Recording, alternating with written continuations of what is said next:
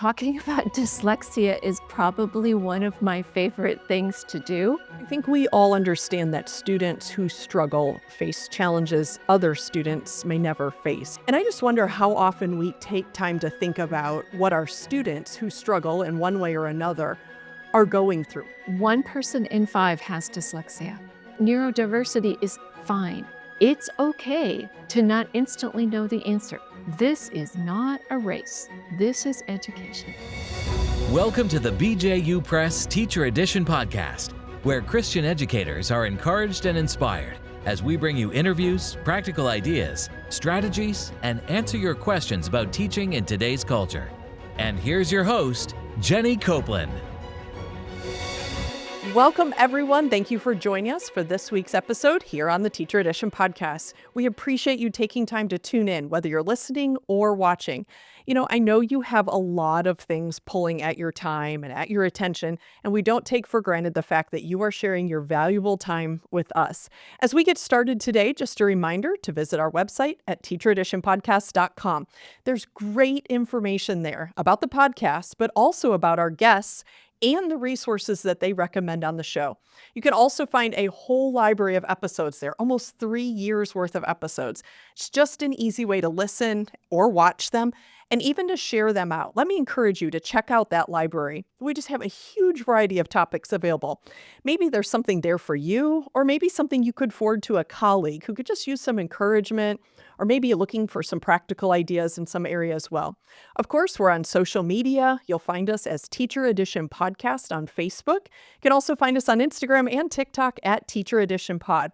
Don't forget, we are also on YouTube where you can watch this interview. We are Teacher Edition Podcast there. One last reminder, we would really appreciate it if you would take a minute to give us a positive rating and a review. Your ratings and reviews help us to really know what you are enjoying, but it also helps us reach and encourage even more educators as they find the show. So today we are honored to welcome Cindy Hall to the show. As I read and I listen and I visit schools, I attend conferences, I'm always trying to keep my ear to the ground for topics that could be brought to the show. So this past fall, I came across Cindy's work in the area of dyslexia. Christian schools, they do a lot of things right. They just do great work. We reach a lot of students. People are working really hard. But unfortunately, one area where Christian schools are often, I guess we could say, deficient is in the area of helping students with struggles or special needs or learning disabilities. There are a number of different terms and titles, but generally speaking, students who learn differently or who struggle to learn in one way or another. Cindy is the founding director of the Dyslexia Center at Lindsay Lane Christian Academy. She has 17 years of teaching experience and another 20 years of teaching experience focusing on supporting dyslexic learners. She started her own practice, but she also started a Dyslexia Center in a Christian school. And by the way, one that grew from 5 students to over 50 students in her 10 years there. She has poured her life into developing dyslexia-friendly classroom practices, and she just has a passion for helping teachers understand how to best foster success in the dyslexic students who are right there in their classrooms. After hearing about her work and knowing what a need that so many Christian schools have in this area, I reached out to her, and we're just so honored to have her with us today. Cindy, thank you for being with us. I'm just really looking forward to our conversation today.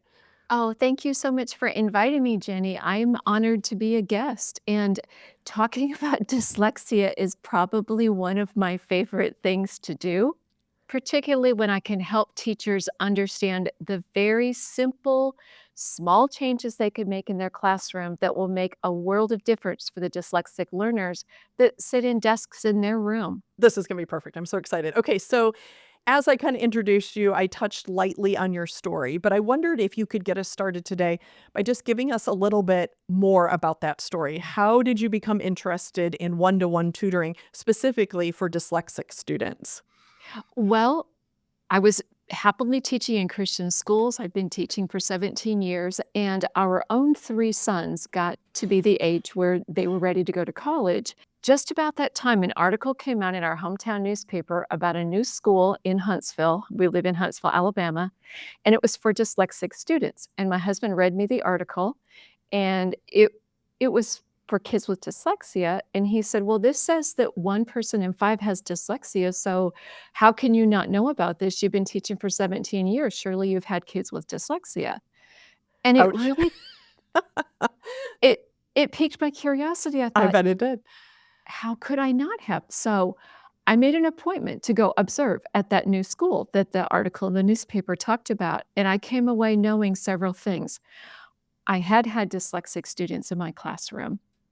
And then I also found out that tutoring dyslexic students was familiar to me because of my years in first and second grade using phonics-based curriculum. So it was not a foreign concept. And I found out that private practice tutoring with dyslexia was a way that perhaps we could pay those college bills. So the Lord just used a little article in the newspaper and the need that I had for the boys' college funds. And that's how I got started. So interesting. Okay, so typically when we talk about a specific topic on the show, we make sure to take time to define it, just so everyone's clear and we can somehow or some way get everyone on the same page for the discussion that follows. So let's do that again today. Let's start with the prevalence of dyslexia. Again, on the show, we try to discuss topics that touch a large majority of educators.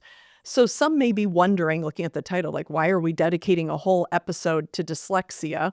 Of course, you kind of gave us a little hint. It may be more common than we think. So why don't we start there? How common is dyslexia? 1 person in 5 has dyslexia. Now, it occurs on a continuum. So you may be mildly dyslexic, moderately dyslexic, or severely dyslexic. And so I'm not saying that you have 1 out of 5 people can absolutely not read. I'm saying that they have dyslexia, which is confusion about language. We'll unpack a little bit more of the definition as we go along. But that means if you have a classroom of 20 students, probably you have 3 to 4 students that are on that continuum of dyslexia. That's incredible. That is a lot of students. And that's a typical classroom size, in a Christian school. So think about that. It's really easy to visualize. That's a lot of Yes. students. Okay, so we mentioned that we take time to define the topics and the terms. So why don't we do that with dyslexia? Cindy, what would you say in your broad experience? What is dyslexia? I went to the International Dyslexia Association because they just put out a new definition of dyslexia. So I'm going to take their very scholarly definition of dyslexia and I'm going to Cindyize it for us so that it will make sense to us as That sounds just, great. I need yes, that. that's what we're doing. So Okay. it's a specific learning disability, and the people who suffer from it have difficulty with reading and spelling when speed and accuracy are required. That they can perhaps read very slowly or very inaccurately, but not both. As we said, it varies from mild to moderate to severe. It persists even when fellow classmates are able to learn to read and spell. The child with dyslexia is still going to be having trouble. So it's not a teacher problem, it's a student problem. And it has to do with how the brain is wired. In early childhood, many times it's oral language that gives us the clues. These are the little ones that are saying hangaber and heckalopter long after it's cute. They're still persisting in that confusion. Later, there may be trouble with word recognition or challenges with spelling. So many challenges with spelling and also comprehension. There's some spillover effects like working memory weakness or slow processing or just difficulty understanding exactly what is being asked of me with these directions that the teacher just gave. That everyone else in the class seems to understand. They're all working, and the student with dyslexia is kind of scratching their head. They don't know what to do, so they're maybe just sitting there. And that often makes them perceived by the teacher as lazy because they don't know what to do, so they choose to do nothing and look at everybody else and try to figure out what to do. I'm quite confident that almost every educator, if not everyone who's listening, it has students popping in their minds right now because they experience this in their classroom because you already told us how common it is. So we talked about what it is. We talked about how common it is. Now let's take this right into the Christian school realm. Let's translate there because sometimes we think, it's not Christian schools, but I'm guessing after hearing all that, we're thinking it is. It is. What are your thoughts on Christian school classrooms? Do most teachers in our Christian schools have dyslexic students in their classroom? I'm going to give you the Cindy theory on this. Christian schools are populated by teachers who are nice. They generally have smaller class sizes. They generally are associated with the church. And so when children have struggles in the big public schools, and they're looking around and they're thinking, what could I do to help my child?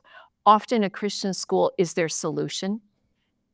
And the parent is not being deceptive. They don't know their child has dyslexia. Sure. Right. What they know is their child is not learning to read in the setting where they were. And so they're looking for a different setting.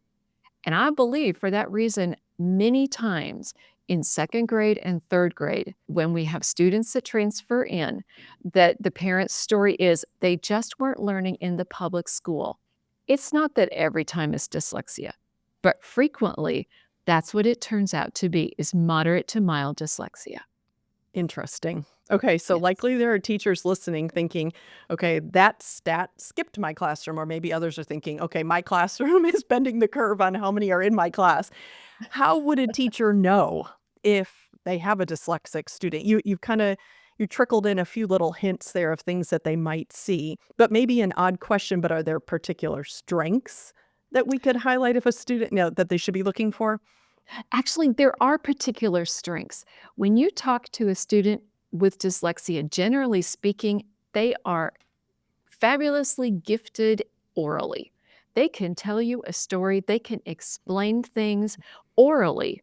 And you as a teacher think, wow, this student has really got it on the ball. They are doing so great. And then you look at their written work and you think, what just happened? That does not at all match. This written work does not match what I'm hearing orally from the child. So very good at verbal explanations of things, verbal stories. They're big picture thinkers. They're out of the box thinkers. That if you have a solution in mind, they are likely to suggest something that never in a million years would have occurred to you. Could be good, could be bad. Who knows which way that's going to go. Out of the box thinkers. Often they arrive at the correct solution using a method that you would never have chosen. So that's They also take the something scenic else. route. They do take the scenic route or the route that's not even on the map. But you can't deny that they have the right solution. Right. So there's that. They're very curious. They're very creative. Excellent listening comprehension.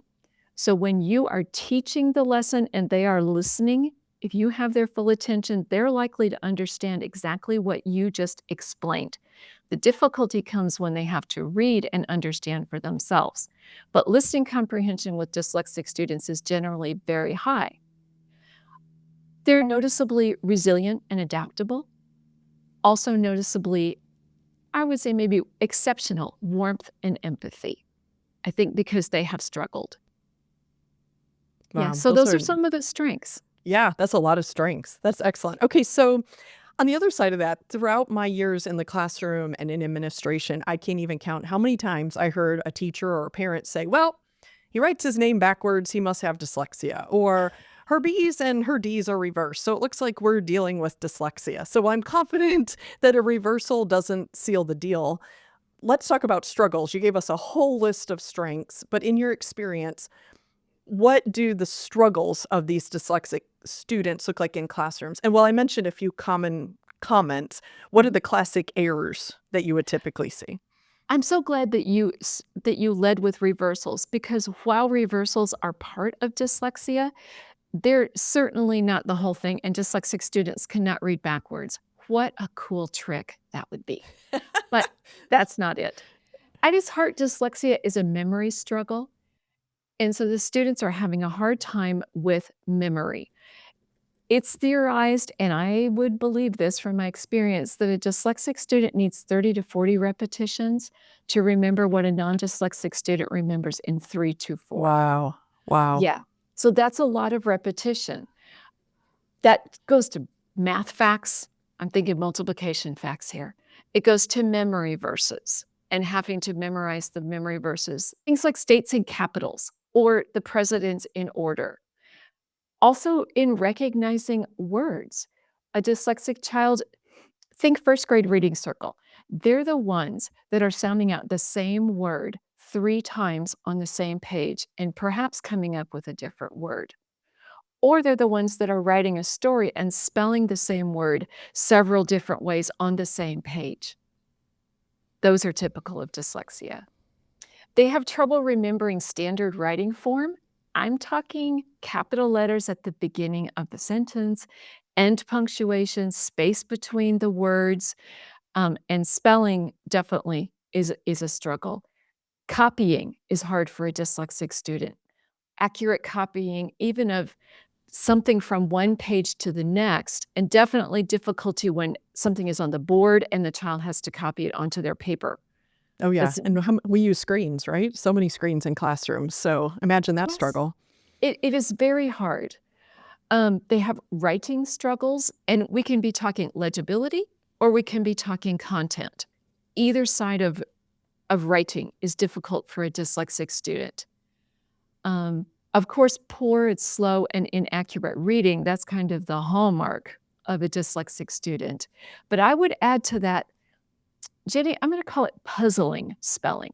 I'm not going to call it poor spelling because many times when I look at a work sample that a teacher sends me, I can see the pattern of what the child is doing. It's not correct, but it's not just random letters written on the paper, but it's puzzling. They do not understand the code of how words should be spelled.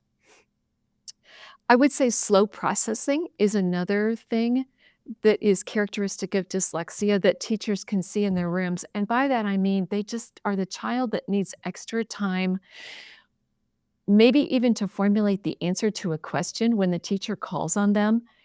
And they had their hand in the air. The teacher called on them, but they need just a beat or two to get their answer out. Sometimes a helpful thing a teacher can say is, do you need a hint or do you need time? Just asking them, which one do they need? And you can help them over that little hump. Yeah. Making it okay to take that time too. Because our classrooms, we run so fast. If they don't give us the answer right away, we tend to push. Yes. Yes. So that kind of covers a lot of the main classroom red flags that a teacher would see just in the day in and day out of their classroom. I would say the puzzling spelling, the illegible handwriting, and then that poor labored reading. Those are going to be big red flags for lower elementary students. Yeah, that definitely makes sense. So I think we all understand that students who struggle face challenges other students may never face. You alluded to this a little bit. Likely most of us who studied education, I was thinking about this as I was preparing for today. We completed a disability simulation at one time or another as we were coming through school. So I remember being in one class where we had to do a disability simulation with a physical disability. So it had to be an hour long. We had to go off campus to a restaurant or a store, and we could choose, visual impairment, hearing impairment. There was a whole list. So I chose to be in a wheelchair. So let's just say it was quite the adventure on many fronts. Well, let's just say it was a disaster from me not being really great at working a wheelchair and actually ending up at the bottom of a steep truck dock ramp. But anyway, it was a mess. That's a story for another day. But something I will never forget was how I was treated by people in the store. So I literally experienced the frustration of people just because I was in the aisle and I was in their way and they had to squeeze by. I also felt their unkindness when I dropped something to see if, this is a simulation, so I want to see if they would pick it up, and they wouldn't even pick it up. They just looked at me and walked away. At the same time, I made fast friends with someone else who was also in a wheelchair and came right over and was friendly, wanted to exchange information, which was a little awkward because I'm not really in a wheelchair. Anyway, it was quite the experience. That was only a simulation. It was very limited in time and space, and really being even a true experience, but it was impacting.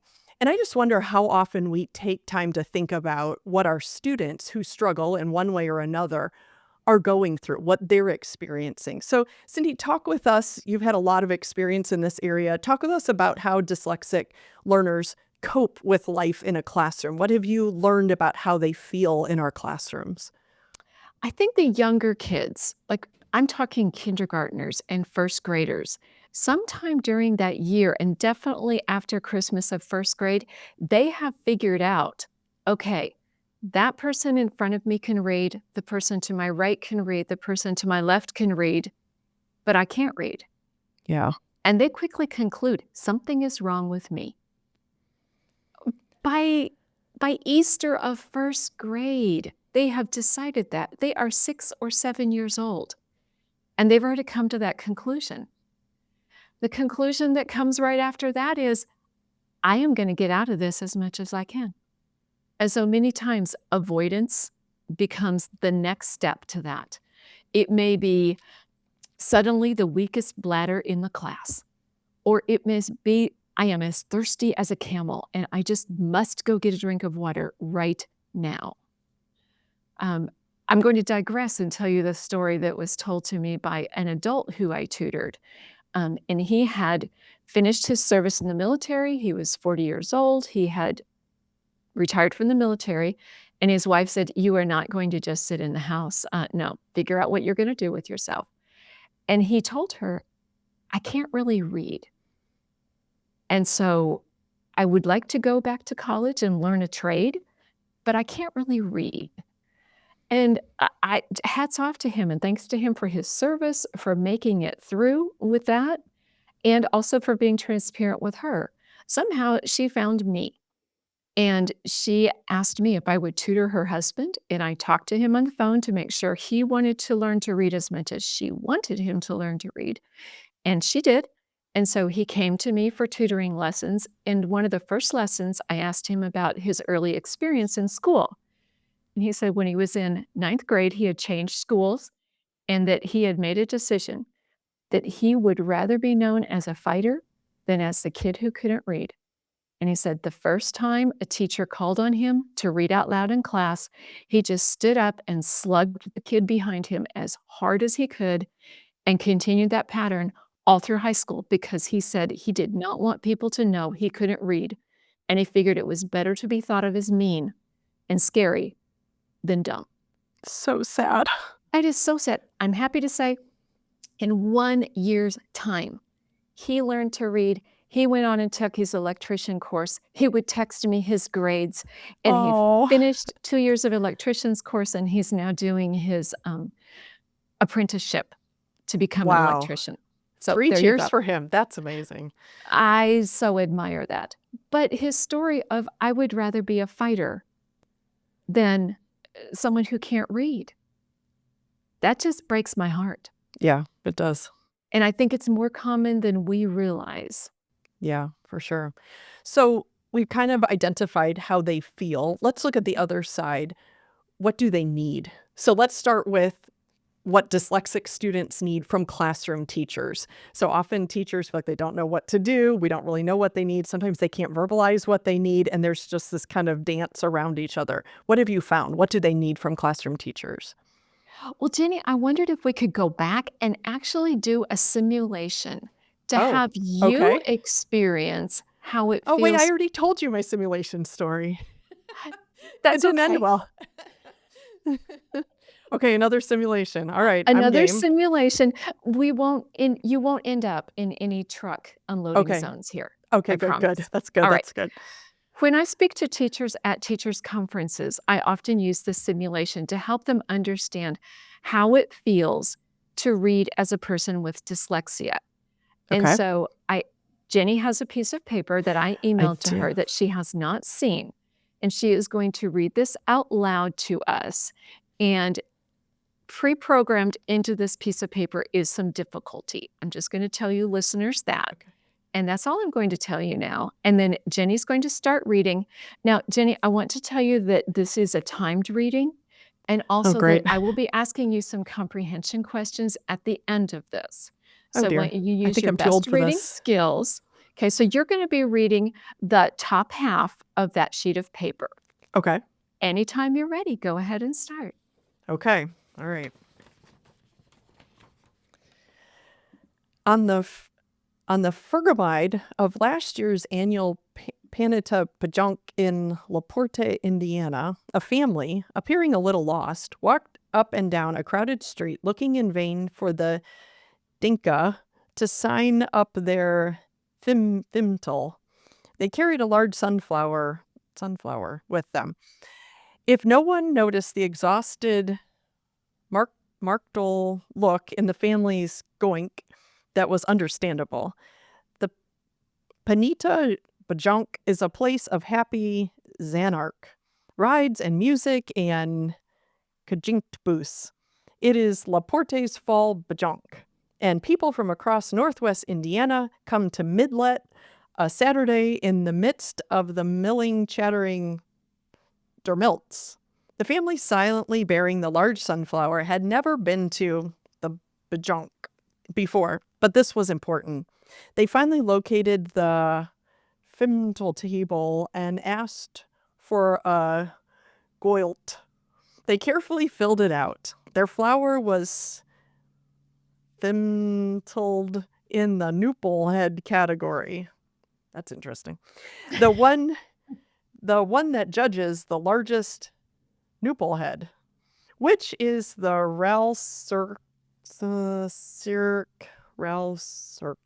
area in the ample of a sunflower. They wrote down the venista of the person who had grown the sunflower, Wyatt Wilkie. How do you feel? I feel like I caught a little bit about what was happening. I think they were turning in a sunflower maybe for a competition, but I think I'm missing a lot of details there. Do you feel tired by the task? Do you feel excited by the task? Were you interested in the story? I felt because I wasn't quite getting it. It kind of was frustrating, and I felt like I didn't get a lot out of it because I think I was missing some things. Well, let me ask you some comprehension questions and see how this great. goes. I can hear that you're already a little defensive about the questions coming. Yeah. Okay, that's interesting. I can't say the words. I don't know. I can answer the questions. So, what time of day does our story take place? Mm,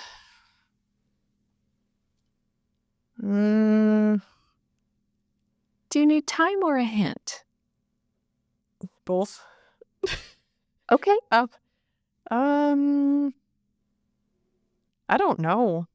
That's all right. I don't know is a valid answer. It happens in the morning. Oh, What was the event that the family was attending?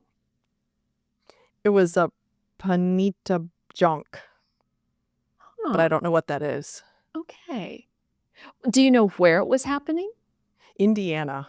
Okay, very good. I saw that smile on your face as you knew one. That I was knew good. that. And is the family there to enjoy the event? Like, are they there as participants or as observers? I think that they were bringing a sunflower with them, maybe for a judge, it looks like. But it looked like they were kind of lost. Mm-hmm. I'm not really sure. I think they were probably there to enjoy it. Okay.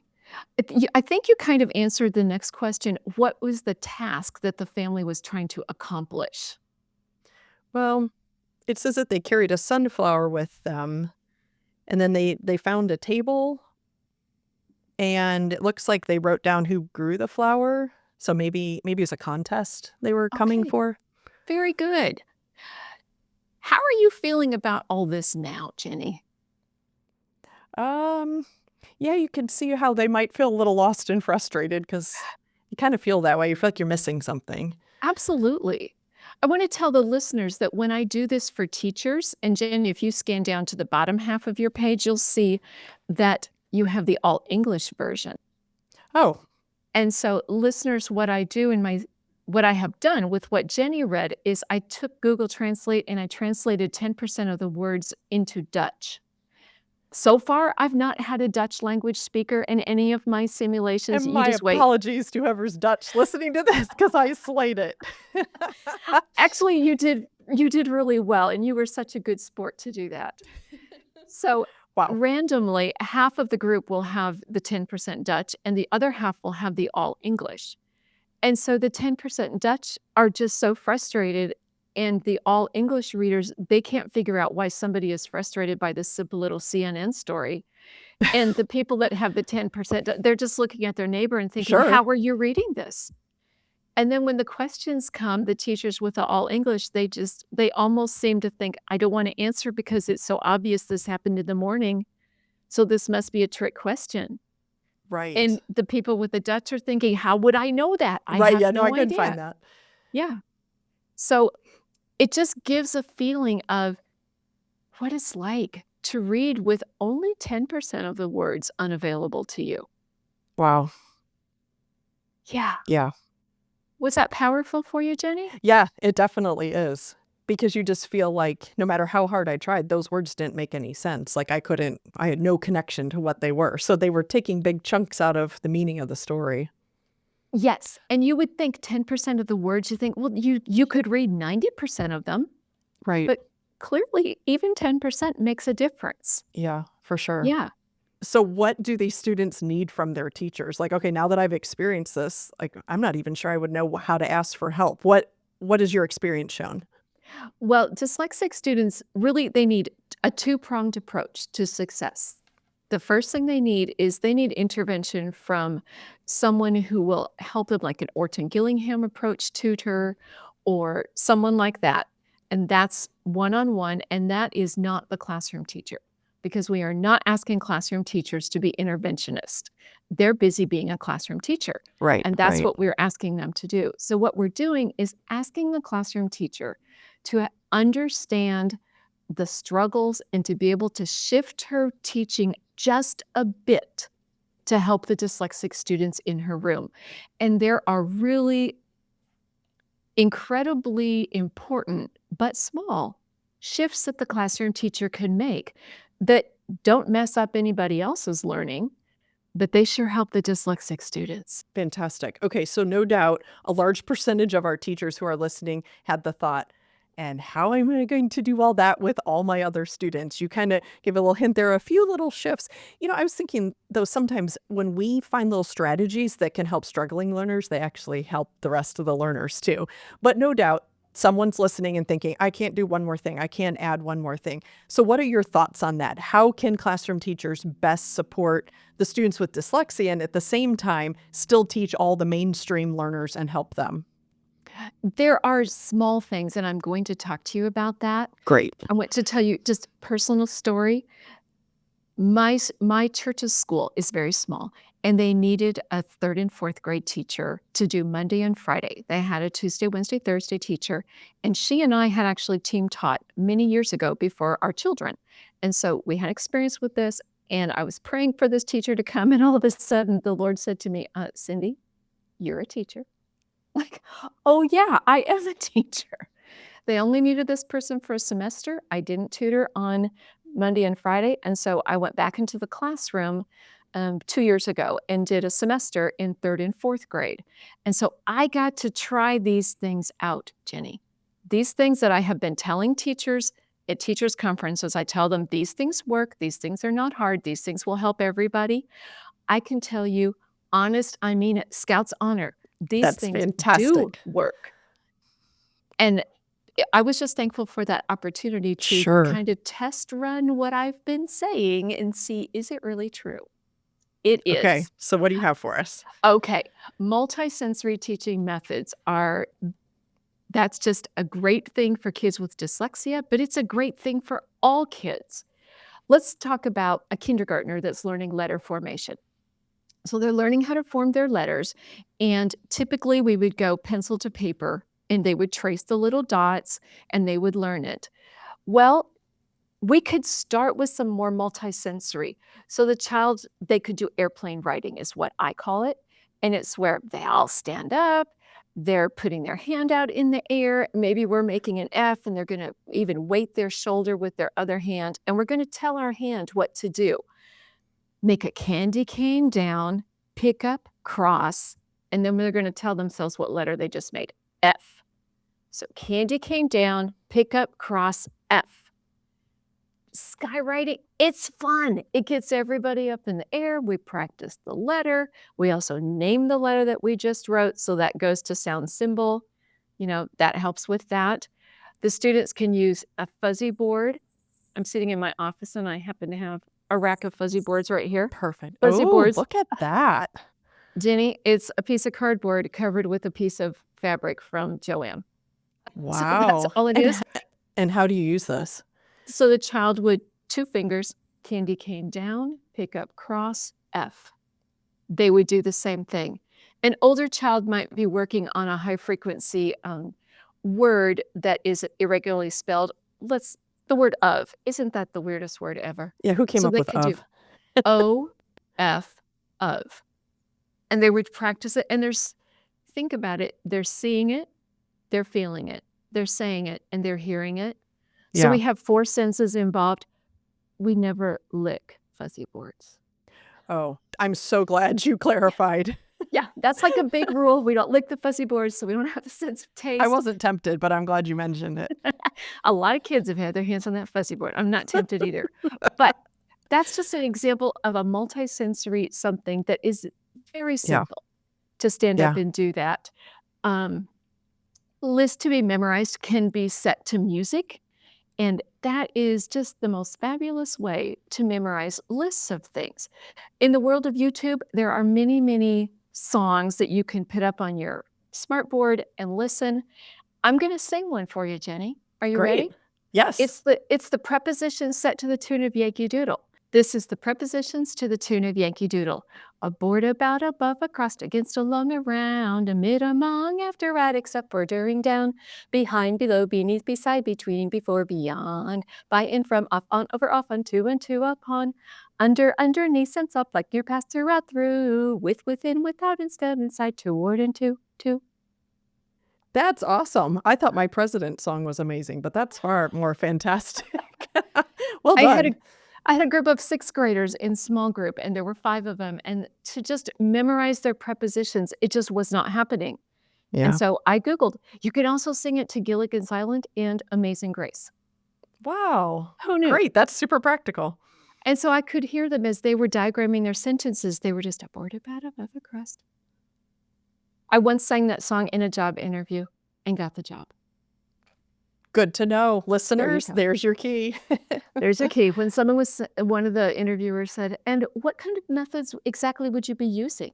And I don't know why that popped in my head, and I don't know why I opened my mouth and sang it, but it just came out.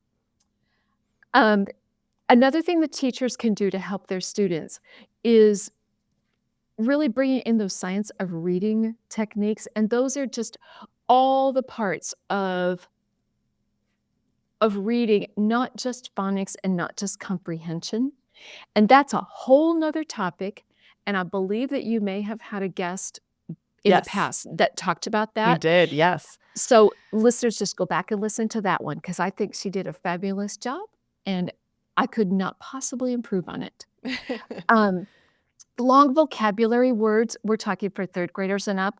If the classroom teacher will help the children divide those into syllables with a manipulative, that will help tremendously.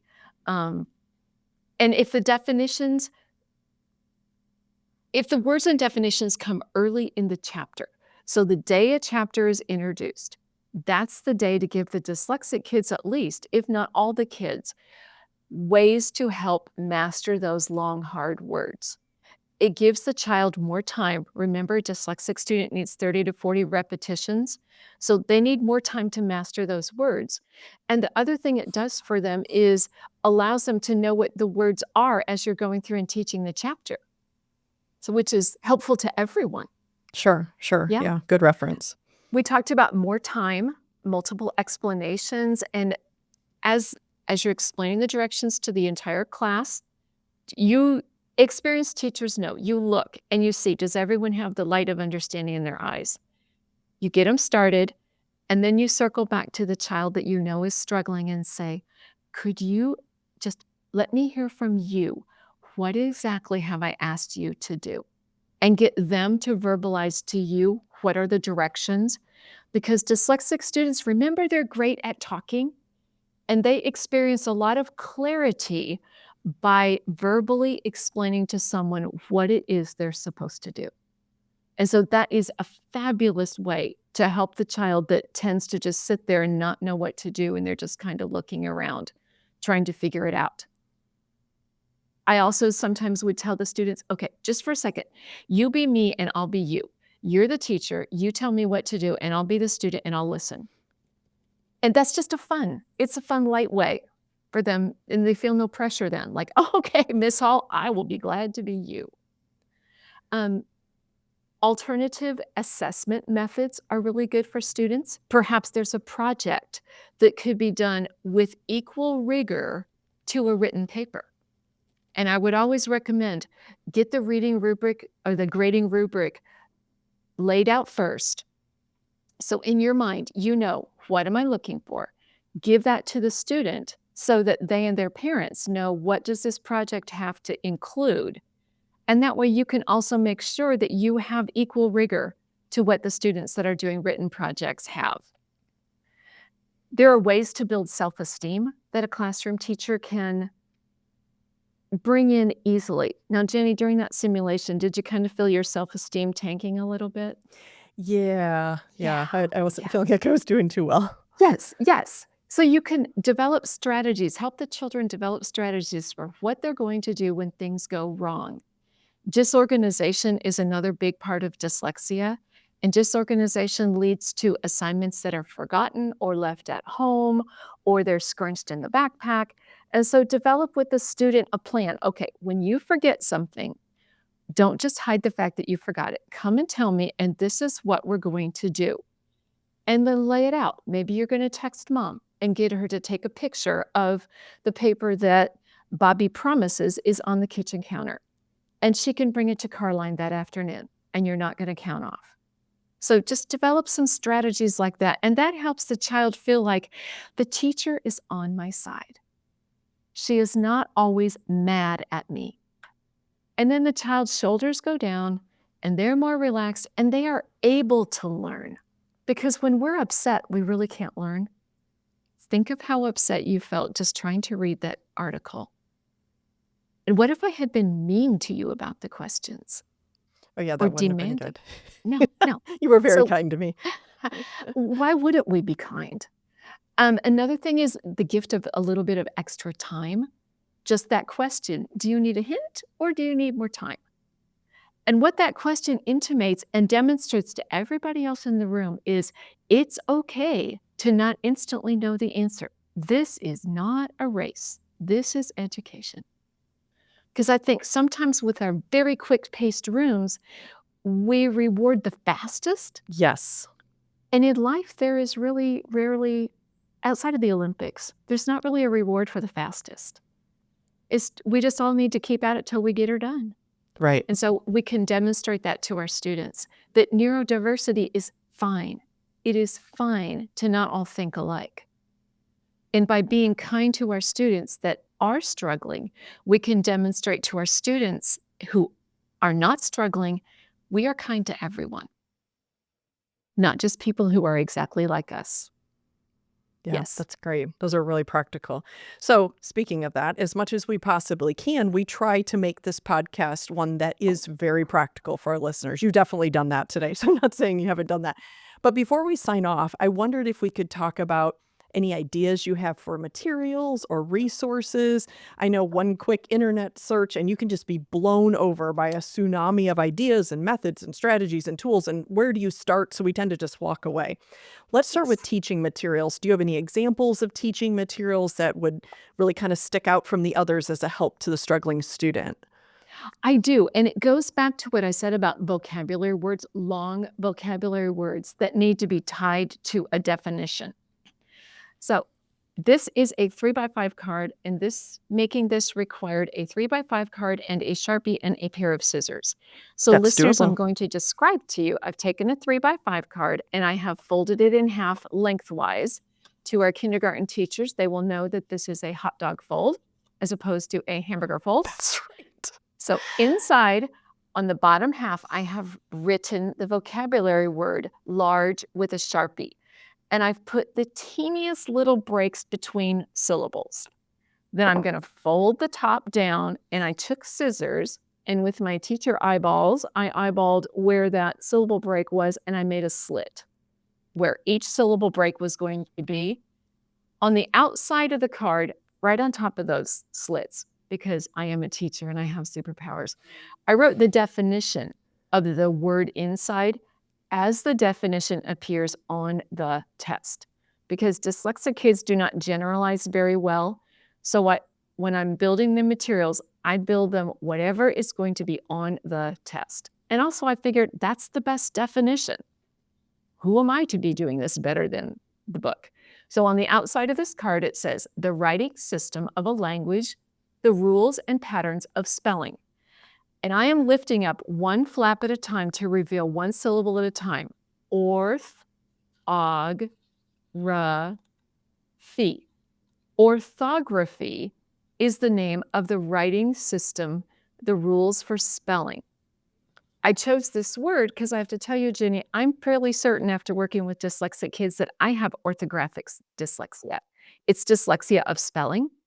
I can read fine, I could write fine, but until I began to tutor dyslexic children, I really couldn't spell for beans. Tutoring has Interesting. helped my spelling.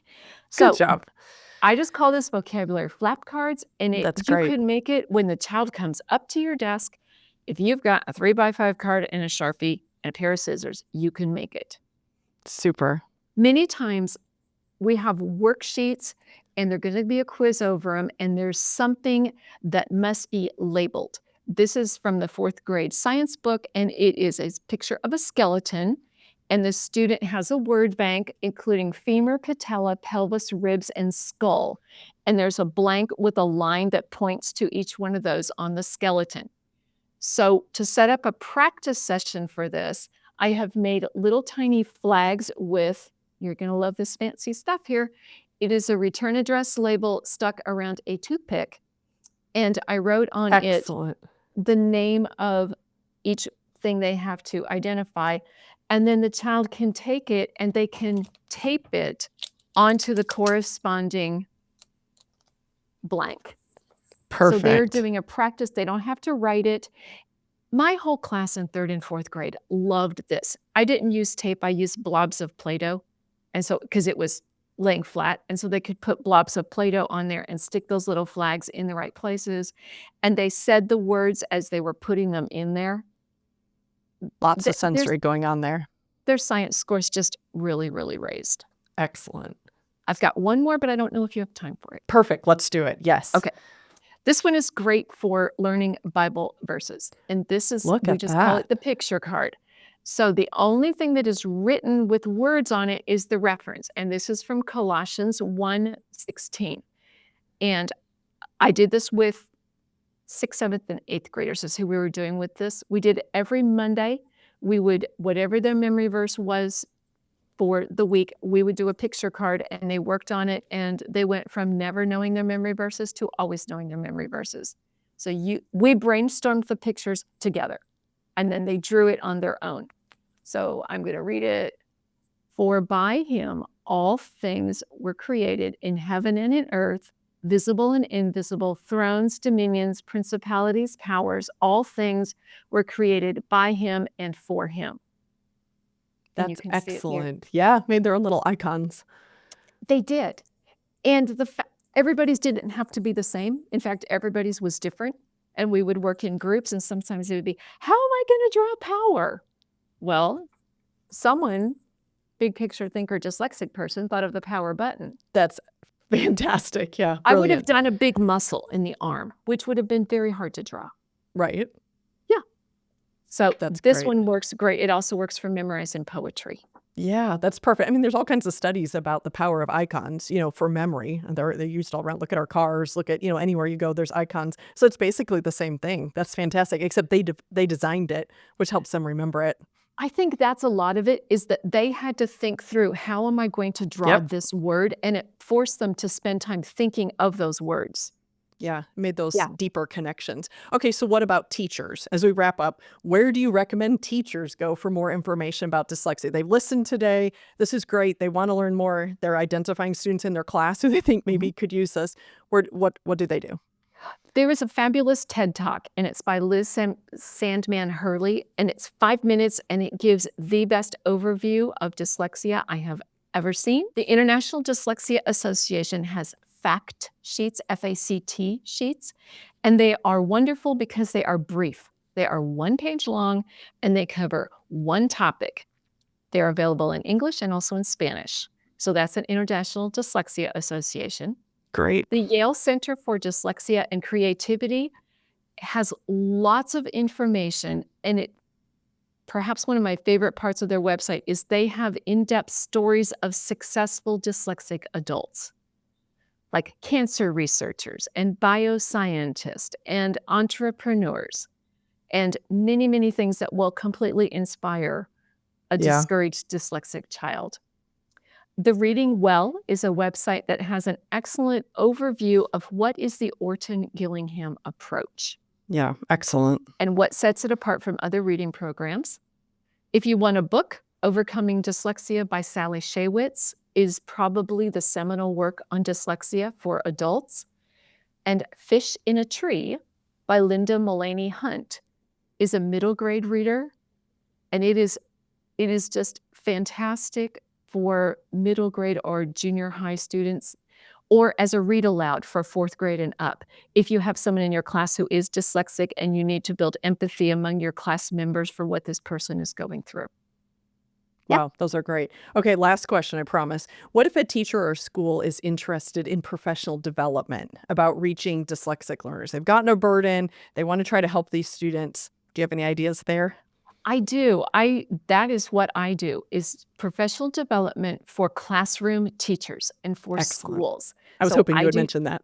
Yes, I do not give Orton-Gillingham training. That's done by a fellow, and that is way above my education grade. I'm thankful for him, but I'm not them. But what I am is I am you. I am the classroom teacher. And so I am able to help classroom teachers with trainings that they will need. There's an online version that's available, and it's all in my website. And the website will be linked, I think, in the show notes. And Yes, so yes. you Can you go there. ahead and mention it? And then we'll definitely link that as well. Yes, it's such a creative name. It's Cindy Hall Consulting. So Easy to www.cindyhall remember. We like that, right? Consulting. Yes, that's what it is. Yes. Perfect. You have just been so helpful today. You helped us learn more about dyslexia and what the students are facing, but you've also helped us as educators to see where we can better support and how, they need our support. We need to learn more about them so we can support them. Thank you so much for all your work in this area. I know you've poured decades into this, and I know so many have already benefited from your passion and your expertise, and I'm so thankful that we could today as well. So we will be sure, guests, make sure you go, and listeners, look at those show notes. We are going to put those there, all those resources that she mentioned, the link, and of course, her own link there as well. But Cindy, thank you for your time today. It's just been great having you on the show. Oh, it has been my privilege. Thank you so much.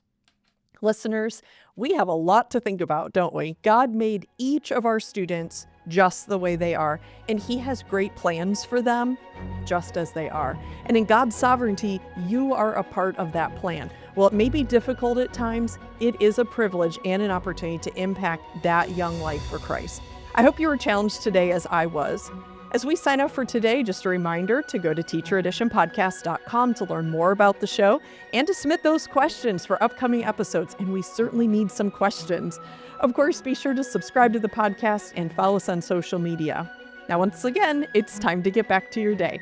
But it's not just any day. Every day in the classroom is your day to impact and inspire through God's power and through His grace working in you.